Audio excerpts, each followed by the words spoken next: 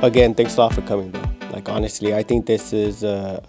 I keep talking about your journey in the industry and how you came to school at the LA Film School when it first launched, and just seeing the company grow 25 years later and where we're at now.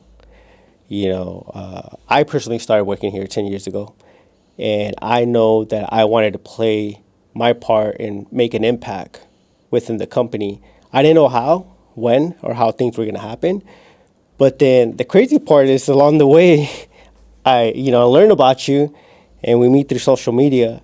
And I'm like, dude, I need to connect with this guy, right? And now we're here today. So I really, the purpose of this is just to kind of learn more about your experience after graduating from the LA Film School and where, this journey has taken you. Yeah. Yeah.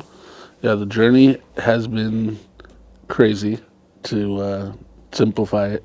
Yeah. But it's been a great journey because it's literally taken me all over the world.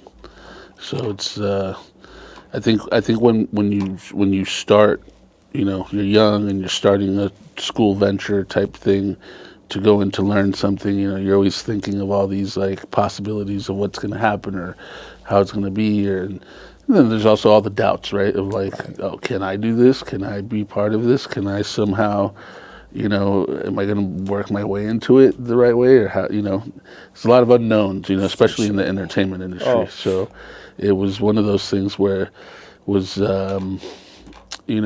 a little bit of luck involved in everything, right? But luck is made with hard work.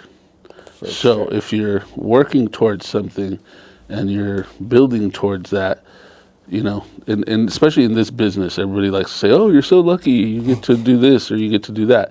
But they don't realize that I made the luck. Right. You know what I mean? I had to go out there and make sure that I got lucky some way, somehow, right? By doing. Right. So it's just one of those things where that was something that I learned right off the top, which was like, okay, nobody's going to give you shit here. And, unless you're coming in as a Nepo baby, right. It's like you got to work for it from the bottom to the top. What I mean? So I didn't have a famous mom and dad. And so, I had to start at the bottom. But it's good because, when you get to different stages of it, it's like, you learn that you have to start at the bottom of things to know what everybody does, to know what workflow is supposed to be like. Right. And so, when you meet bosses and people that get to these top levels, they're there because they know what everybody does. Correct. You know what I mean? So if, how can you expect to be the boss of a company or something if you don't know what the A&R does or what the assistant does or what the intern does?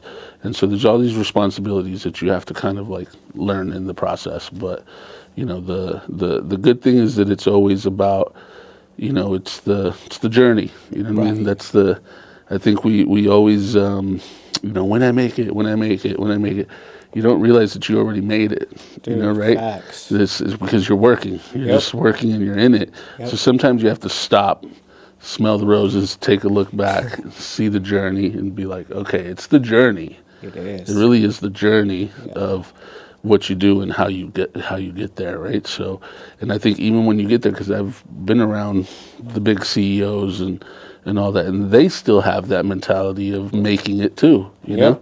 Yeah. And they don't realize that it's like, whoa, you already made it, but you're the boss, like, what do you mean?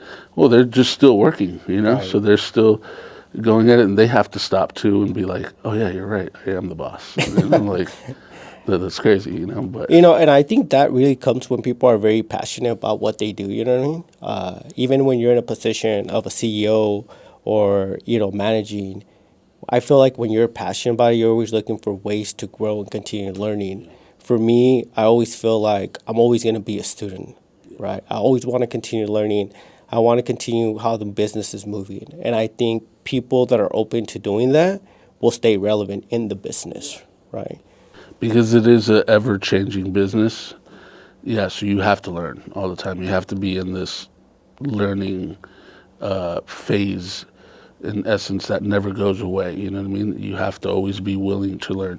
Even if you make the boss status and you get to that CEO spot, I mean, they're still learning all the Right. time too, and a lot of them will tell you that. You know what I mean? Right. Like, and this is why the keys to those kind of things too, which I've seen is like, if you're the boss, you got to go hire people that are smarter and better Yeah, for sure. at things than you are. You know what I mean? Because that's what's going to keep you in that boss position Exactly. by being able to sort of pivot and move in certain directions when it's needed.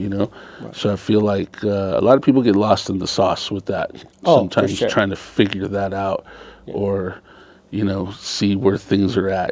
But it's just like, as long as you're doing it and working it, and again having this open mind of you still have to learn things, and you're going to learn new things as you go. Oh, for sure. It's like I'm still learning shit every day. So that's the great part about it. No, definitely. Definitely. For me, I always like being surrounded by people that know more than me, because they're going to help me grow, right? Yeah. So, like, there's people that just start catching feelings or feel some sort of hate because, oh, they're doing better than me.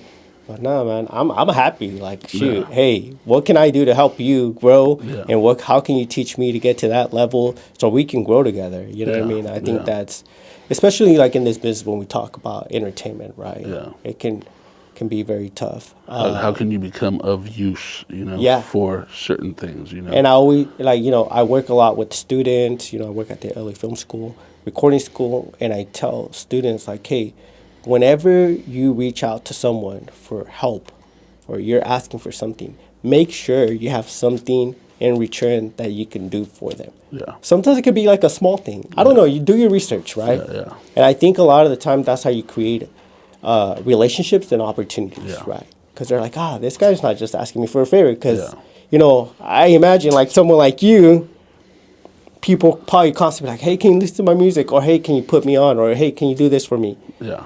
But I can only imagine how many people get emails or DMs or whatnot.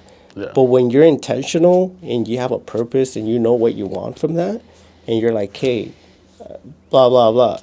But, hey, here's what I can do for you. Let me know. Can we make that? You got to come with synergy, Yeah. You got to create synergy with people. You got to definitely put your best foot forward, and like you said, you have to kind of build and make yourself useful. You can't just be I do this for me, or help me with this, or help me with the other. There's no fast track in this. There's no cheating. There's no skipping levels. There's no, it doesn't exist. And there are cases where you will see where maybe somebody goes from zero to hero very fast. Yep. And that's okay, and that happens. Right. But the game will naturally find a way to make you go back and learn the steps that you didn't learn in getting to certain places, right? Because you might get to skip 10 steps by going this way, Right. or whatever, but at some point, the game is going to bring you back to do those 10 steps. So it's better to not skip them and to just do it and to learn it and to sort of embrace, again, the journey Right. of what you have to do, you know what I mean? No, definitely. I think, sometimes even like within my own journey, right? Sometimes I have to step back and think about, because, I'm hard on myself and I'm like, dude, why am I not there yet? Yeah. Right? Why, and I feel in a rush. I'm like, bro, there's a reason why, right? It's timing.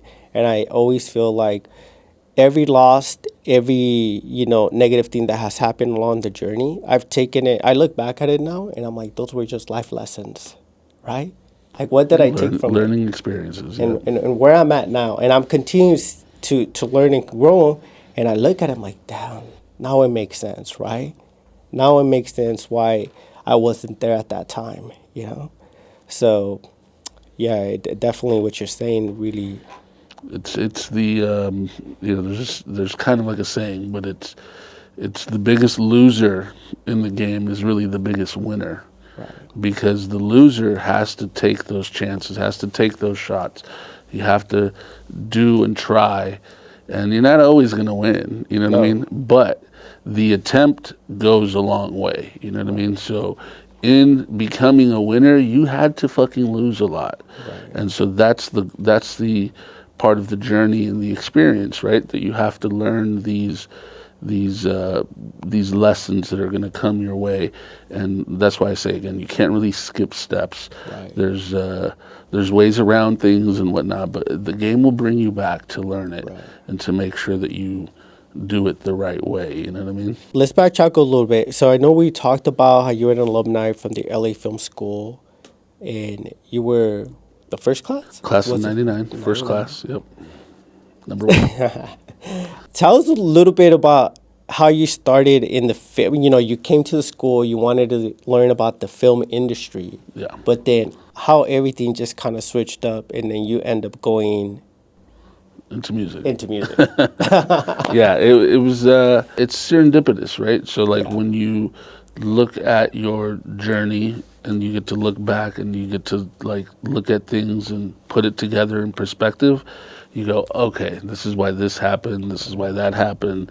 This, you know, maybe 3-4 years later, this other thing happened that tied back into what happened here in the beginning, and et cetera, right? So it was just one of those things where from the beginning of me coming, you know, I wanted to be a Steven Spielberg type, you know. I'm like, okay, I want to make movies. I love the fantasy of movies, of how we can take you out of everyday reality. I also love, you know, movie effects. I'm into like the old school movie effects, right? When they used to shoot miniatures to make it look like, you know, a town or whatever, you know what I mean? All these like cool little tricks that you had to learn on the cameras. Now a lot of things can be digitized and digital, and so there's other new ways around it as well that maybe are less expensive, less time consuming and whatnot.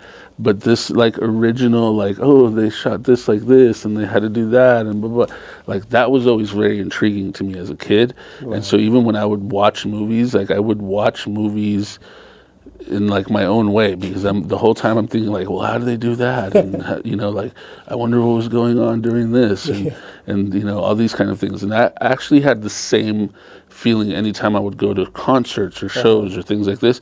I would be watching the show, but I'd be thinking like, what's going on back there? Or I'd see a guy like running in the back and I'd be like, what does he do? You know what I mean? Like, and so I'm thinking like of all the other shit, and I'm not watching this. I'm not even paying attention to the show because I'm thinking of all these other things. I'm looking at all the production and all these kind of things. And I'm thinking like this is interesting how this gets put together. This has to, you know, there's a lot of people here that are like that are all the this people together. that are involved just to put on one show or a concert, just right? to see that like one guy that we're here to be watching, and I'm not paying attention to you, but I'm paying attention to all the shit that you had to, that your team had to do to put this together. All the dancers, all the band, and you know, how does everybody get paid, and how much money do they get paid? And like I was always just thinking of all these other things, you know. So I was thinking of all the behind the scenes stuff all the time. So I just was like, I need to, you know, get in there and just kind of figure that out, you know. So it was just crazy because from the go, I basically met Pharrell from the Neptunes at the time, probably like 2-3 days into film school. Wow. And it happened that he had sent one of his best friends to join the school. He was he was one of the Neptunes. He was like the visual one. Me and him became close friends, and then he introduced me to him, and that's how that happened. And then in the process of that, I ended up meeting Quincy Jones through the film school. Sorry to interrupt you, but do you think at that moment, like if you didn't have signed up to go to the LA Film School, you think this opportunity or, you know, this would have happened or aligned the way it did? It's a good question. I think it would have maybe happened another roundabout way. Right. And there would have been another journey and process to it, right? But it's, you know, it's this, you know, we all talk about the fork in the road, right? There's these forks in the roads that we get all the time. And it's, well, am I going left or am I going right? You know what I mean? Or am I going straight? What am I doing? You know what I mean? And so when these things come up, these, you know, at the moment, you may not think it's a big deal or whatever, but it could be a whole other journey, you know? So in my forks in the road that I've had, it just, right from the beginning, was always kind of like music-related stuff that kept bringing me to recording studios and this and that, and, you know, so it was just always like But I always looked at it like, okay, well, artists need music videos and this and that, and I want to be a music video director, and I want to be like a Hype Williams and all these kind of things too. So I always found a way in my mind that it made sense to, okay, yeah, this is going to lead me to this, right? But just the forks kept coming, and they kept pushing me further and further this way, or the path that I kept taking was further that way. And, unintentionally not knowing that I actually did have a passion for music as well, and all the things that were in music. So at some point I had to kind of stop myself as well and just kind of like look at things and then put things into perspective and be like, yeah, this is something that I like as well. This is something that I've always had an interest in as well.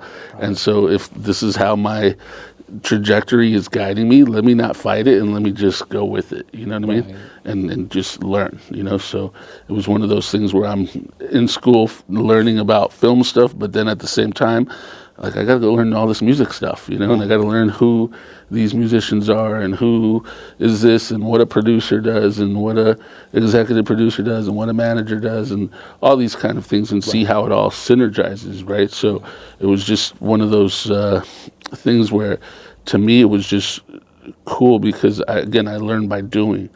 So by me just being there and being able to just jump in head first and say, okay, let's I don't know how to do this, but let's try it, let's learn it, and that's how most of life is anyways. You're going to, even if you go work at a McDonald's or go work as a welder or something like this, like, sure, you could go to school to learn welding and things of this nature, but you might just meet another dope welder that's like, come here, come be my apprentice, let me show you how to do this, or an electrician or whatever, and you go and you learn the skill by doing it. You're not going to learn it necessarily by just sitting there in front of a book and studying it, and these things will help, but there's also just immersing yourself and going into it and just doing it, Damn, it's crazy because I feel like we have very similar journeys, and how you went to, you wanted to go to the film school, but ended up in doing music. Me, myself, I signed up and I was passionate about doing music, engineering, and then I graduated and came out of here and realized, like, nah, I want to do more business, right? Because I found like I had a niche for the business side of the music industry. And so went into that, did a lot of event production, and I kind of landed a lot of gigs in that side of the business.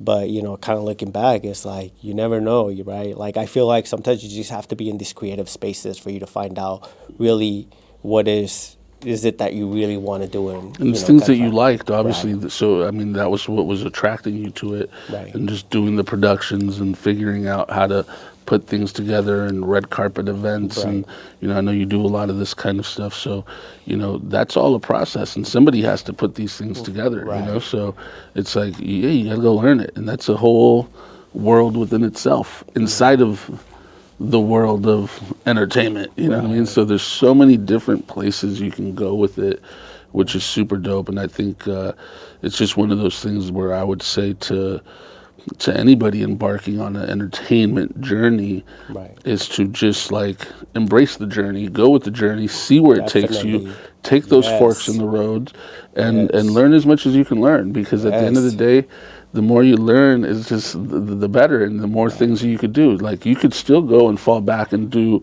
engineering if you wanted to, because you have that under your belt, Definitely. So if you really were like, you know what, I don't want to do production anymore, I don't want to do PR stuff or XYZ, it's like you could always go back to this other skill that you have, So you have to develop all these kind of skills to really, especially in the beginning too, if you don't have if you didn't say go get a job at Sony or one of these big companies where you're in there in a 9-to-5 kind of situation, you want to just be prepared to have these skills to bring you to different situations, which is super important, I feel, in the entertainment industry, So the more the better, the more things that you can kind of put under your belt, the better.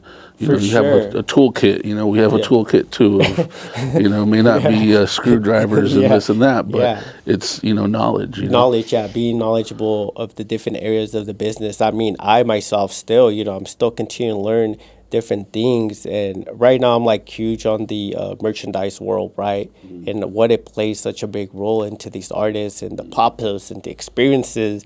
And bro, it is major. Like I'm like, bro, this is a piece of the business that I couldn't even imagine. It's a world within itself, inside of the business. Yeah. You know, so I think, you know, definitely being open-minded to different, you know, for people to look out for different areas in the business that you can grow into and just, you know, figure out what is your niche, you know. Especially now being independent, where now independent artists are, you know, more, there's actually more independent artists now than ever before. Yes. And, you know, now artists have to build their teams, and everybody has to do 10 jobs, you know.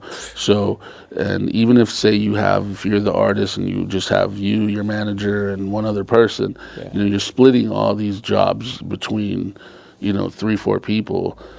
So yeah, you have to learn all these things, you know, and you know, you'll realize that independent wise, you know, knowing merchandise world and doing all that could take you from being a broke independent artist to a independent artist that at least is even just living off of it and can now just maintain not having to have a 9-to-5 or these kind of things. You know, I always tell people, and I always tell artists this, you know, we forget that we're living the dream. We're in the dream. We're working, you know, actively in the dream. And if in the dream you are living off of the dream, then you already made it. Bro, that was going to be my next question. That's already a form of making it. At what point in your journey did you say, I feel like I made it? The second that I didn't have to have a 9-to-5 or another job to do what I needed to do. Okay, there was a lot of struggle years. Yeah. There's a lot of years where, you know, you're roommates and, you know, you got to do what you got to do to get by, but I was living off the game. I was living off of doing what I love to do. Damn. You know, so the minute that I realized that was the minute that it was, because again, there's what is making it, you know what I mean? Right. Is it making it once you have the $10 million house, or once you drive a Rolls Royce, or what is making it, you know what I mean? Right. There's different definitions for everybody in this. To me, making it is just doing what you love to do and getting paid for it. Yes. Because at the end of the day, I think the one common denominator that a lot of us have is that we would almost do this for free if nobody knew that, but this is what we love to do, you know? So we would almost do this for free, but of course we have to pay rent, we have to have bills and things like this. So yeah, we don't want to say we're going to do it for free. And I always talk about that, bro, because I feel like this business is so saturated. Yeah. You know what I mean? And there's so many people out there that are willing to do our jobs, these type of jobs, just to be on the spotlight, just to be around. Just to be in the room. Yeah. You know what I mean? But what is going to separate us from everyone else, right? Yeah. Because I feel like we all... The thing that's going to separate you is actually knowing what you're doing and making yourself useful in whatever position that you're in, right? Exactly. So if you bring something to the table in that room that you're in and you find out, like, well, what's missing in this room? Oh, well, we really need an engineer, or we really need this, or we really need that, and you can fill that slot, fill it. Right. Fill it, and then the money will come. The money will always come. You know what I mean? That side of it will always come. But you know, like I said, with artists, I always have a soft spot for them, because I also came from an artistic point as well. For me, just being a creative, trying to be a filmmaker and all this kind of stuff. You know, being a manager, people think like, oh, you just care about money or this or that or whatever. And yes, this is also part of it. Right. But what I like to remind artists, I know a lot of artists, and I have a lot of friends that are artists that are in that stage where they make enough money just from their like TikTok lives, and they're selling a little bit of merch here and there, but it's enough to where they get to pay the rent and they get to do the thing. They don't have to go work at McDonald's or any other, you know, side job that distracts them from what they have to do, right? So they get to put all their time and effort into becoming an artist. So I always tell them, like, you are living the dream. You are already far ahead of most artists that still have to have a 9 to 5. Right. Think of the poor artist that still has to have a 9 to 5. It's a sad time for them. Sometimes it gets very depressing because you can only put so much time and effort into your artistry because you got to go work. Yeah. And then you got to rest, and then you got to do, life. There's all these things with life that come with it. So again, if you are living off of being an artist and doing the skills that you love to do, and you're making enough money to pay your bills and get by, you already made it.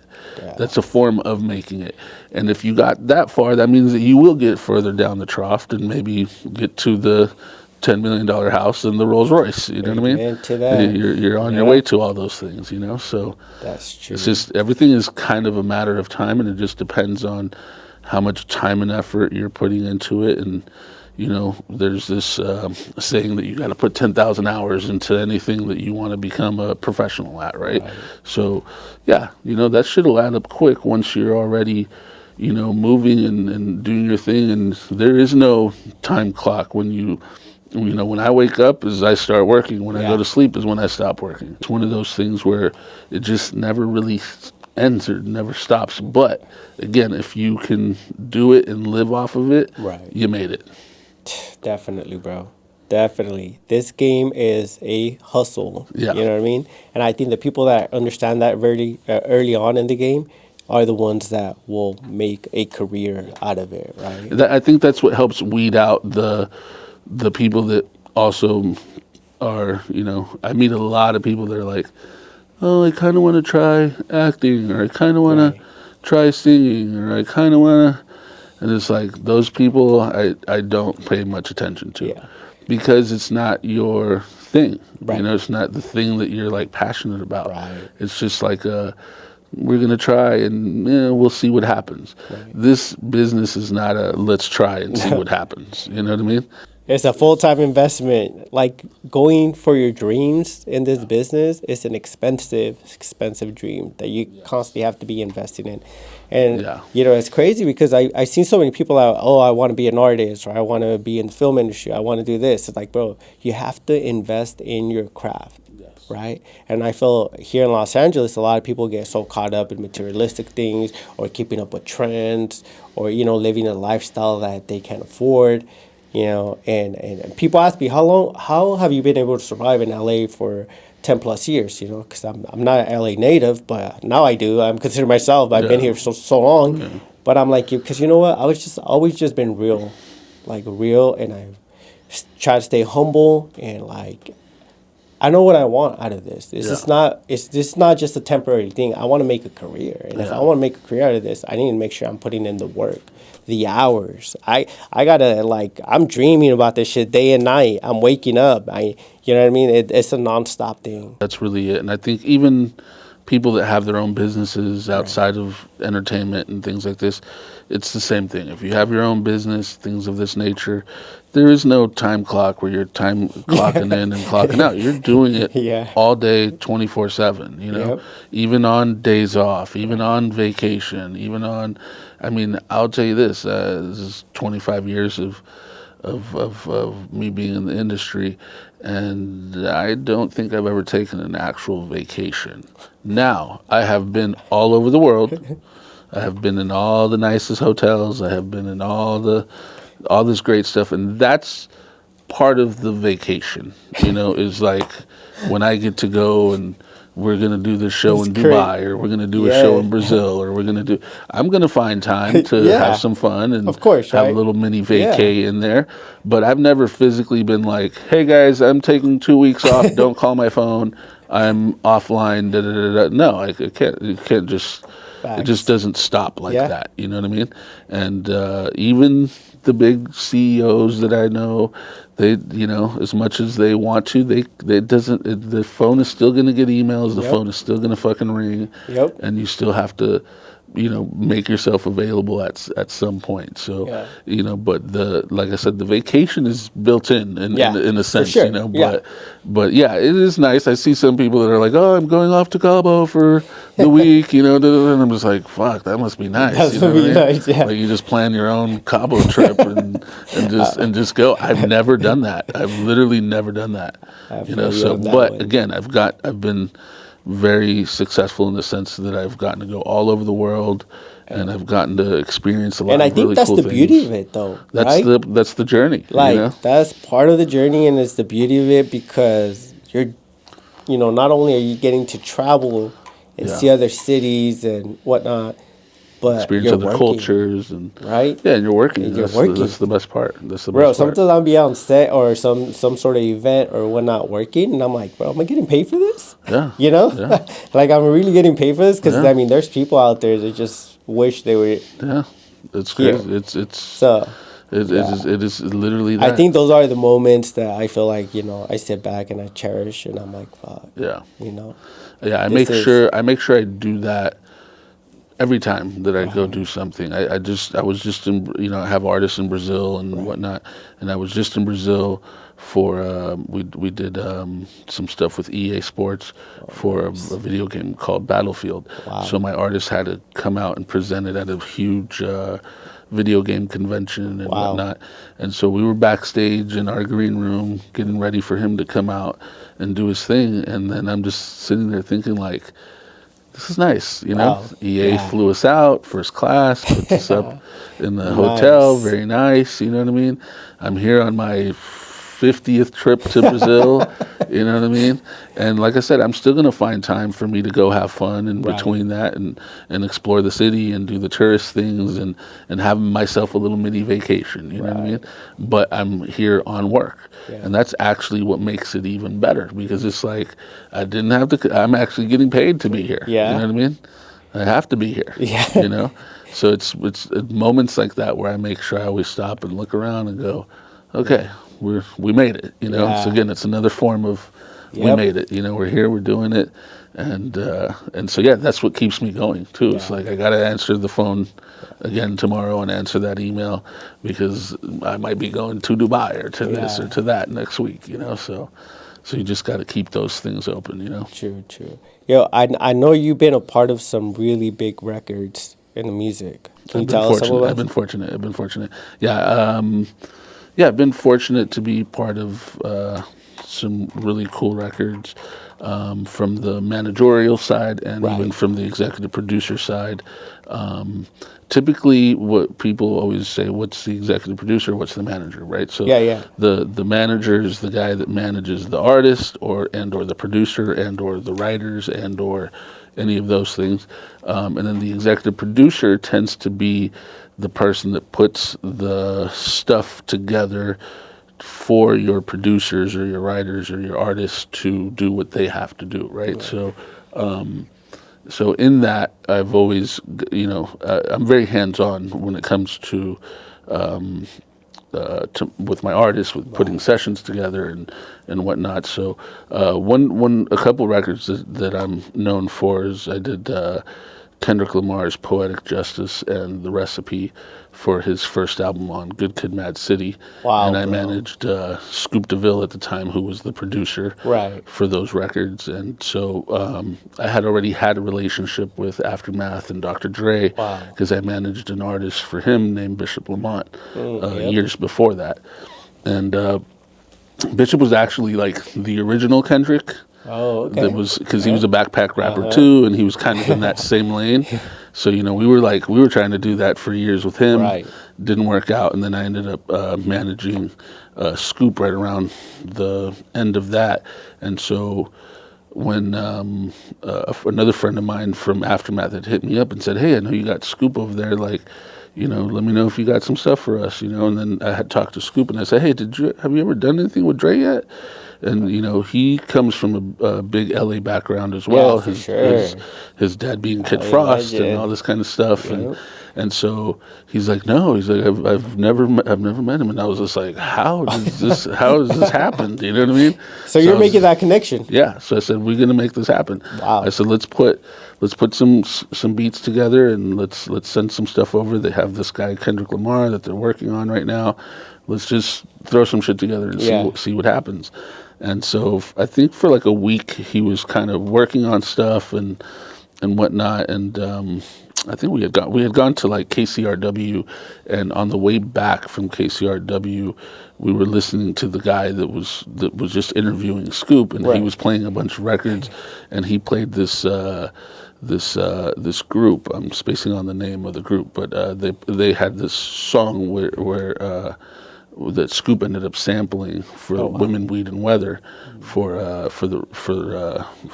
Kendrick's album, and he was like, he's like, this sounds so cool. So we ended up getting back to my house, and he had a bunch of his equipment there, and he just started working on the beat right away. He Shazammed the song, the name of the song, put the whole thing together.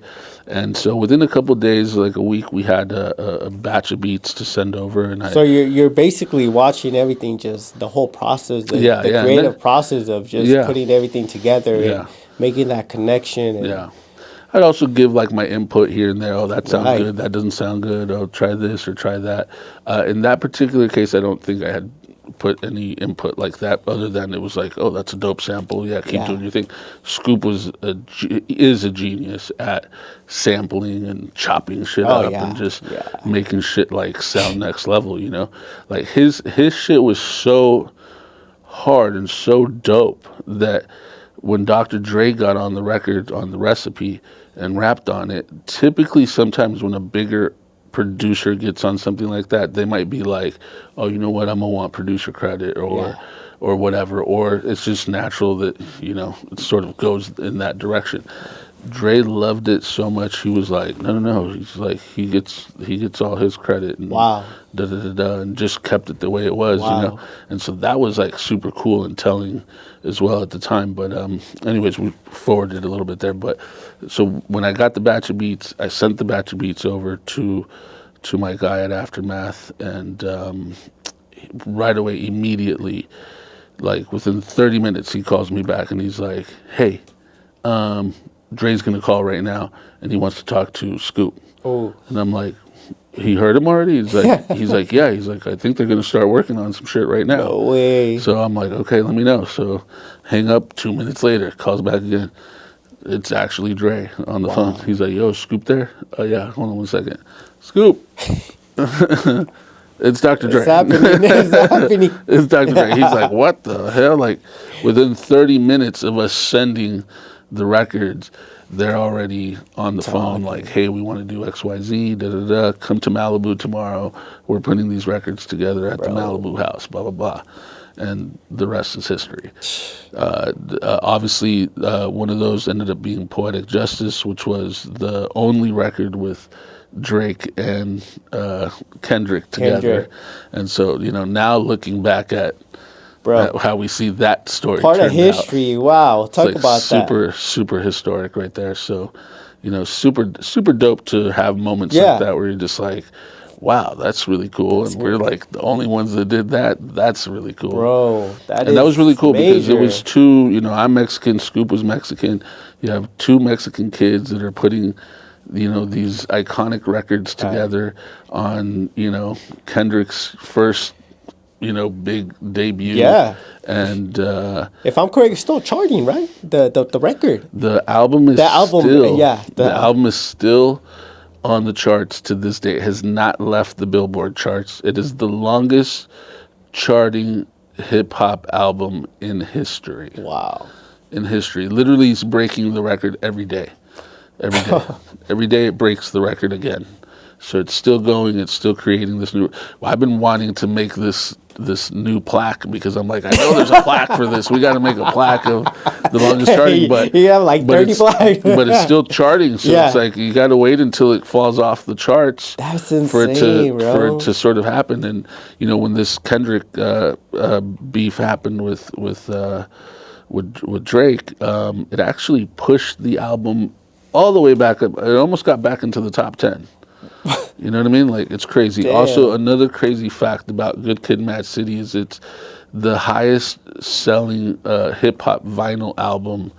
I think, like in history as well, it keeps breaking this record. Damn. It every year it's like Vinyl. They said that on average, Wow. people buy 2 to 3 copies of this album because most people want a collector's copy and then a copy to listen and maybe a copy to give to a friend. Wow. So it's literally still selling actual physical copies. So what that means is, like, for the people that have master points and publishing and things like this is great because it's the game that keeps on giving, you know. So this is also why, kids, you keep your publishing and you keep your master points. Okay? Hey, very important. Very important. Yep. Because you never know. Sometimes these, you know, these records like that is like, you know, and without speaking on Scoop's financial situations, you know, those records come back and they end up making more money 10, 14 years down the line than they made when they first came out. You know what I mean?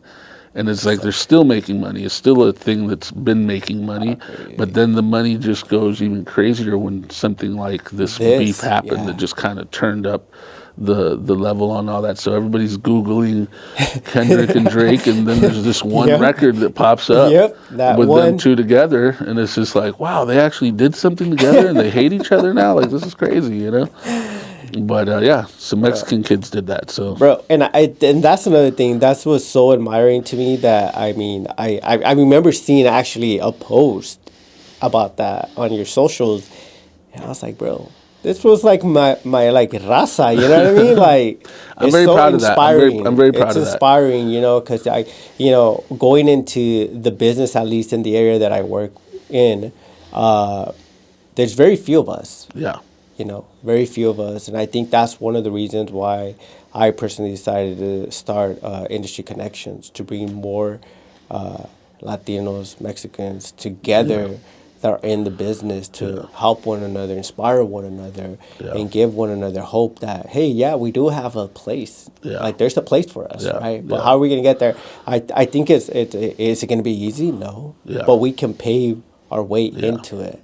And so when I see people like you being able to be a part of projects this big, it's like, bro, opportunities are endless. Things are endless. And they're out there. The good thing is to know that the opportunities are out there, and it's just, again, what you're going to do with it. And, you know, not letting those, you know, superficial things sort of get in the way too. Of course, like, just because I'm Mexican doesn't mean that I can't do something in hip hop or et cetera. Exactly. And so that's why I always, you know, I do acknowledge it, because it is, you know, in hip hop too, it is very segregated in a lot of ways, you know. If, you know, crews are certain ways, you know. So, you know, I was lucky that when I started with Pharrell, I mean, Pharrell's group wasn't just, you know, all African American guys from different places. They had an Asian guy, they had a Mexican guy, they had a couple different you know, there's diversity in there. So it was cool. You find your niche and your group of people, and you kind of go and you do your thing, you know. And once you kind of show your value and you show what you can bring to the table as well, this is the part that can be everlasting and ever changing, right? Because it's like, it doesn't matter that I'm brown or Mexican. It just happens to be something that I am. But this is cool. And then I use that also, like you said, to inspire others. That like, because even me growing up, I didn't see a lot of you know, brown kids doing shit like this, you know, stuff like that. So it's always nice to say, they did that too. Like Johnny J, he was doing all this stuff with Tupac, and, you know, this is a Mexican guy too. Like, oh my God, that's super dope. And he was creating like super dope hip hop records, you know, things like this, you know, Kid Frost and all these guys, you know. So it's super dope to see that there is a lane for us out there too, and that we can contribute to big things, you know what I mean? So, you know, it's one of those things where, you know, I've never let that slow it down or anything. If anything, I try to use it as a motivator to keep doing more things, you know. But yeah, so, and then, you know, I've had lots of third hand records with, doing stuff with Pharrell and all these guys. Also, one of my first artists, her name was Vanessa Marquez. She did Rock Your Body with Justin Timberlake. Wow. Which is still big record. Yep. a huge record. Wow. I still hear this record all the time. All the time. I'll be out eating. I'll be at the mall. I'll be in the car. I'll be, Anyway, it's crazy that, it takes you back to that time where, you were able to be a part of this project that now it's... Yeah, and sometimes you forget the significance of the insignificant, right? So you go, well, damn, if I hadn't have made that call, though, I mean, it could have been somebody else. You know what I mean? The whole thing could have been completely different. You know what I mean? So it's just one of those things where you go, okay, cool. Well, that's why I keep making those calls, or that's why I keep doing X, Y, Z. You know what I mean?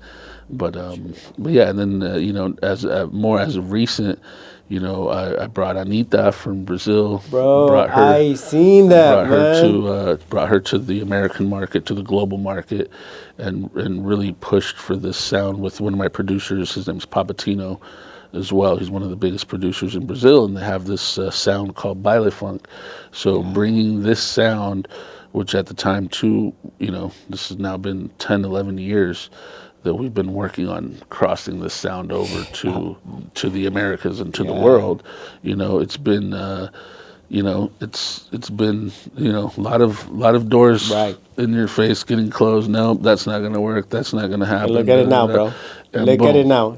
All of a sudden now you got Rihanna using it during her Super Bowl performance. You got Beyonce using it in part of her albums. You got so many artists that are now. To me, when a sound crosses over is when a artist outside of that sound uses the sound. That's when the sound crosses over.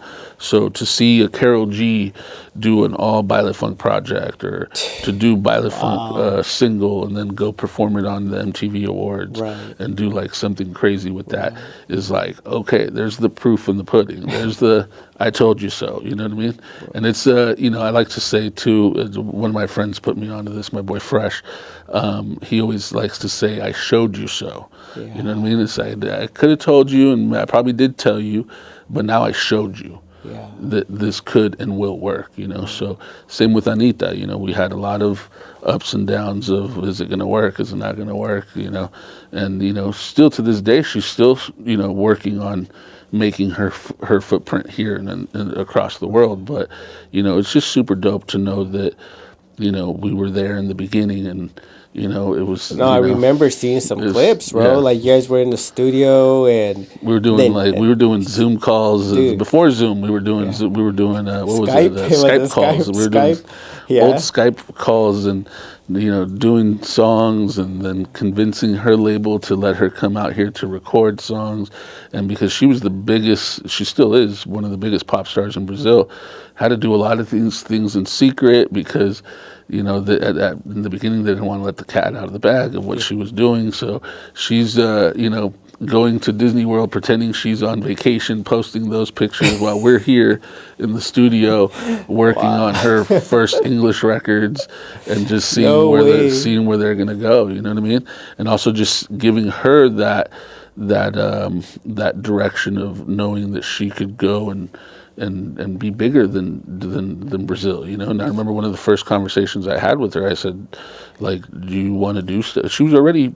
They already were calling her the Queen of Brazil at the time. So I'm like, do you have other aspirations? And she's like, yeah, I want to take over the world. Bro, so the way she like told me and how confident she was, I was like, yeah, okay, great. I think we picked the right girl. So we're gonna take you there. Let's go. Let's do this. I remember calling Papatinho, and I told Papatinho the next day. I said, look, this girl is gonna do it with or without us. So let's go and be her support system and be there for her and do whatever we got to do to put it together. And so one of the first big crossover records we did with her was a song called Onda Diferente, which we put Snoop Dogg on. Oh, wow. And so that was a big deal. Snoop was already huge in Brazil from the Beautiful records. Oh, from the Beautiful, with Pharrell, right? All the stuff that we did with Pharrell. So it was like a super dope kind of connection. And in Brazil, he was already kind of like the the top rapper over there that everybody knows, you know. So it was like, yo, this would be a super dope connection to make happen. And so once we made that happen, that was super dope. Just, you know, making the record, putting the whole thing together, and then, you know, being at Milk Studios with everybody there. They're building the sets and everything. And wow. Anitta still hasn't met Snoop Dogg to that moment. And it was like, you know, okay, she's here, he's here. Let's go introduce them. You know, So she's freaking inspiring, bro. Anita just comes over to me and she's like, okay, I'm ready. And like, okay, let's go upstairs. Let's go meet Snoop. Boom. So we go upstairs. Snoop's up there like, nephew, oh shit, like what's up? Like, oh, this her, oh shit, like, and there it is. You know, he put the whole thing together, and it was just it was crazy. That record went on to be the only diamond record that year in Brazil, and it ended up winning Pop Song of the Year. Wow. As well, and ended up being a huge record. Yeah, happy to be a part of that one as well. These are all freaking inspiring stories, bro. Yeah, I feel like people need to listen to these stories. Students need to listen to these stories because I always tell them, like, hey, like, you know, it's tough. It's a tough industry. Yeah. But, man, like, once you're in it, man, enjoy the ride. Yeah. Enjoy the journey because you never know where it's going to take you. You just don't know where it's going to take you. Yeah. And that's why, again, the journey is everything. You know, it's really the part to embrace. You know, it's like, okay, even me coming here today was like, okay, there's another new journey. I don't do interviews a lot. I don't do stuff like this a lot, but it is something that it's like, you know, bro, people need to hear your story. Yeah, you know what I mean. It's one of those things where you've already done so much work in the industry that I feel like someone out there can be inspired by your journey and your stories and you know, and again, for me, like even me as someone that didn't know you before and just seeing you on your socials, because that's how we connected. To me, that was inspiring me. It kept me pushing, and I saw places you were going to, and I was like, damn, that's dope. You know what I mean? That's dope. Like I'm not. It's just not. You know, at the time, I was like, it's just not me. Like you know, because I always felt like, man, why is there not very many people like me in this room? Like, I want to be able to connect and relate with somebody and have that connection and just feel like, dude, we're making it together. You know, that was like my whole thing when I started. I was like, I just want to ride with somebody that's like the homie to believe in the journey and kind of pave our way in and be able to say these stories years later, you know? But, you know, when I started seeing your stuff, I was like, bro, like, this dude's really doing it. And then to find out that you're doing that and came to this school 20-something years ago, it's crazy. And then I find like your handprints are in the theater. I'm like, bro, this guy's really doing it. So that was a cool thing of having the handprints. Forever, bro. Forever. Yeah. That thing's gonna be there forever. We're here 25 years in business, or until they tear it down. Until they tear it down. And you know what? The crazy thing that building's so historic, right? Because it was an RCA. It was the RCA building, Elvis Studios downstairs.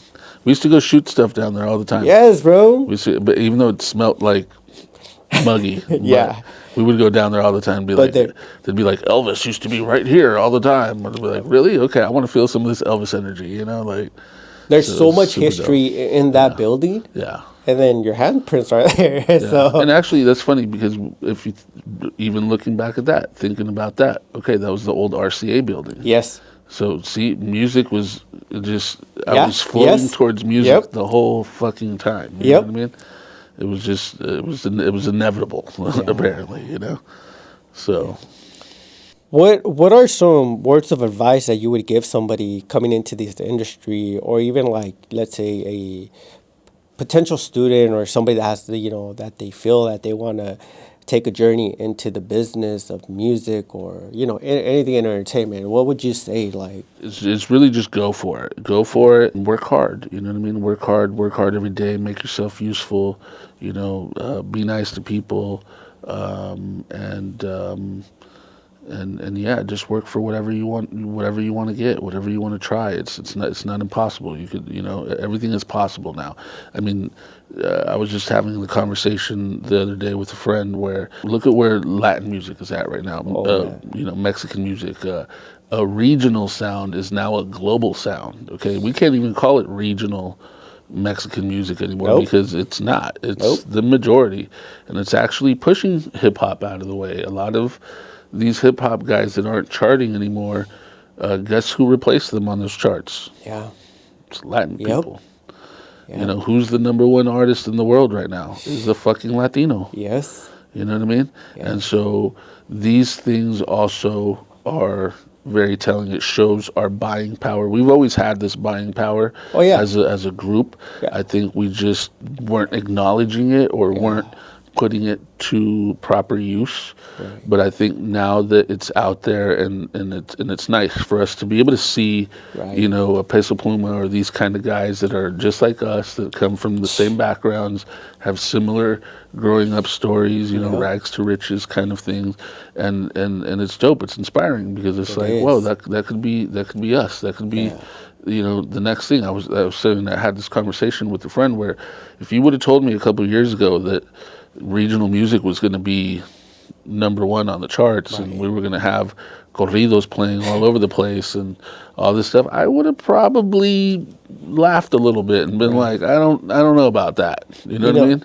I thought it was crazy. Like It happened sooner than I thought. Right. So, Yeah, and it was crazy to me. I remember seeing Peso Pluma on Jimmy Fallon, yeah. bro. And I went back. I remember going back to Jimmy Fallon's social and looking at the views of all his videos, and Peso Pluma's views on that reel that they posted took off, bro. Yeah, I think you showed me this. Yeah. I think you showed me this, and I saw this, and it was like Peso Pluma had like 10 million Yeah. views, let's say, and the next closest one was like 1 million or Yeah. 2. You know what I mean? And so that shows That shows the buying power right there. That Yes. shows the viewership power. That shows how many of us are out there. Yeah. And so, you know, now it makes it, you know, more feasible and more realistic that we can get into this business and we can be Yes. in any part of this business, whether we want to just be the intern or we want to be the assistant or we want to be the boss. Yes. You know what I mean? There's room for all of us. Shout out to Jimmy Humilde, you know, these kind of guys. Oh, yeah. You know, where, you know, the guy used to be a fucking taco truck guy. Yeah. You know what I mean? He was serving fucking tacos out of a truck, but he had a dream. He, you know, followed his dream. He invested in himself. He, you know, built a crazy label, signed crazy kids, and was just right time, right place, all these kind of things. Even I saw a interview with him recently where he was essentially saying the same thing. He's like, I think we're realizing our buying power now. Oh, yeah. And now we're seeing that, like, we're here. You know what I mean? Like, and as long as we keep supporting each other, you know, and he's talking about not even just his own label or his Right. own people, like support all Latinos that are out there and all the different genres. And we're going to see that we are really, like, taking over. You know Well, what bro, I mean? There's a I was big- reading an article, and I was in the article saying that Latinos are the biggest consumers. We are the biggest consumer. Yeah, In entertainment. 100%. 100%. 100%. And I will tell you this, even seeing like, so I used to work in like a Spanish grocery store, right? And it had, we had sold music out of there, CDs, all this kind of stuff. The guys that were working in the fields, that were working, you know, these back-breaking jobs that nobody wants to work, that were out there doing what they had to do, and these guys would make their $600, $700, $800 a week. These guys would come into this grocery store, they would cash their checks there, they would literally spend it almost all right there on the spot. But guess what? They was going there, they was buying 10 CDs, they was buying all the CDs they wanted, all the food that they wanted, they were consuming all the things that they needed to consume, Right. that they wanted. And, you know, it's like, it didn't matter that they weren't rich or that they were poor or Right. or any of these things. They didn't let that stop them. They knew that they was working hard and that they wanted, you know, their entertainment was all this music or the movies. You know, they were getting the Mexican movies and the, you know, all this kind of stuff. So we've been a consumer-based, you know, huge part of the consumer base out here in America and the world. Right. And I think now people are finally seeing it and really, you know, it's really taking charge of it. Unfortunately, there's a lot of, fucked up politics that we have out there right now with the current leadership that is not seeing, what we really man. bring to this country. But I think the effects of that will be seen in the next year or two as well, because we're eliminating a lot of these things, and you're going to see the repercussions of that. You know what I mean? Definitely, Because definitely. we are the workforce. We are the guys oh. that are doing the jobs that nobody else wants to do. And so this is the part where people are, it's like, okay, well, you guys are about to learn and see the hard way, because nobody else is going to do those jobs Nope. still, They're But not. like I said, what I noticed there was it didn't matter how much money you had, we were consuming. Right. If we had the money, we're going to go out and we're going to spend it. Right. These guys go out, they have dinners with their families, and guess what? They would still leave a nice tip on the table too. Yeah. They know what kind of hard work that Yeah. is. You know what I mean? Yeah. And so nobody's out here asking for handouts and things of that nature like that as well. So it's one of those things where I try to make sure that I educate people that I know, and let people know anytime this kind of subjects get brought up, it's like, hey, guess what?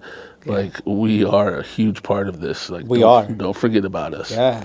We just got to keep going, and we got to keep supporting them as they're coming up. You know what I mean? Back to Jimmy M.A.A.d, he's got a movie coming out soon about a struggle of a Mexican musician or a Latin musician trying to get to a certain.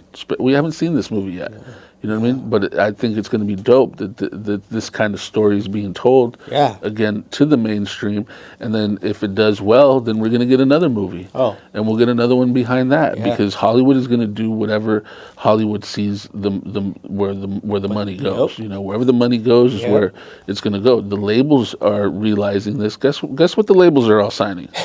Latinos, okay? Yeah. Right now, if you're a Latino act, Sony, Republic, Universal, all these big labels, they're not signing rappers no more. I'm sorry to say it, but if you're a Latino rapper, you got a better chance of getting signed than regular urban rapper does. So now they're seeing the value in us. So it's just slowly but surely we're getting up to those charts, and we're showing our buying power. You know what I mean? We got the biggest Latino in the world is about to do the Super Bowl.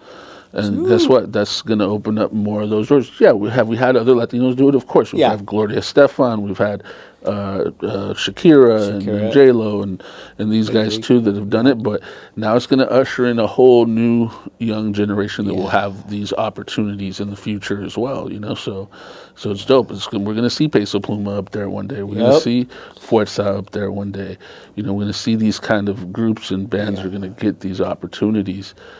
Because, like you said, I remember seeing the first time that I saw them on the Jimmy Fallon or Jimmy Kimmel or these kind of shows. Like, you would never see a Spanish act. I would never like think, that. Bro. I would never in my life. They realize, like, oh, we got to bring these guys in because they're going to bring us viewers. Yep. So if your ratings are low, get you a Latino on there. Let's go. And sure enough, those ratings went up, and then the viewers were there, and now the door is open for a lot of them. Even Anitta, I saw Anitta doing a lot of, Jimmy Fallon's and those kind of shows very early on, because they saw her audience power. The power that Brazil has within itself. I've also been showing this to the Latin market in general, that we leave this country out in a way because they speak Portuguese, and it's a little bit different than our Spanish, but we are the same people. You know what I mean? We are the same. They are next to Colombia. They are next to all these other Latin countries. They are just like us. You know what I mean? They eat rice and beans and the same shit that we eat. They eat as well. A little different.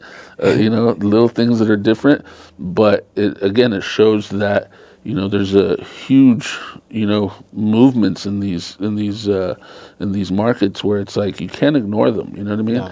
The Brazilians have their own ecosystem down there where it's like artists can just tour Brazil forever out there, and you have artists that are super rich, just like they are here. Superstars, like the whole nine, flying on private jets, the whole nine, just like we do here. But now that the world is being more open to hearing more global sounds, more worldly sounds in other languages, K-pops and all this kind of stuff. You know, it's nice to see that America is moving into that as well, where it's like it doesn't just have to be XYZ, you know what I mean? It can be all these other things as well, you know? So it's nice. It's opening the doors for more and more of it to happen. So I think if you're, you know, trying to get into the entertainment industry and you're white, black, Latino, it doesn't matter what you are, as long as you're willing to come in and work hard, you know, there's a spot for you. There's a space for you for sure. Yeah, and you got to do it with passion too, because like I said, there's too much struggle in it too, and to get to this space where you can make money and make it a full-time thing, to where, you know, you can't just do this for fun. Nobody does this for fun. Nobody just does this to try or see what happens. You know, that's not how this happens. And I always tell people too, make sure you're doing it for the right reasons. Yeah. You know what I mean? Like it's just, if you want to do it just because you want to be rich and famous, I mean, you're gonna learn real fast. You know what I mean? You're gonna learn real fast. Yeah, because this game is definitely a struggle, and I know you talked about it. I mean, it took a lot of years. You know what I mean? It wasn't always, you know, where you're at now. It wasn't always this nice, right? And it wasn't. No, it's, but the struggle, you know, there's so many stories probably that you can tell in the early days of where you started and what it took to get there. Yeah. Things will work and out. Again, some people will get lucky and they'll sneak in there for a little while. But you know, those stories are few and far between. It's really the people that are gonna last the longevities and all that kind of stuff. Like, you got to be in it all the way. You got to be in it to win it. And there's no other way around that one. You know what I mean? Like, you have to really go for it, and you got to really love it because you're gonna have to love all the crappy part of it to love the good stuff of it. You know what I mean? And that makes you appreciate it too. You know, I think it just, once you get to that level, it makes you appreciate the things that you end up getting and the things that end up happening. You're like, okay, cool. Like, you know, so.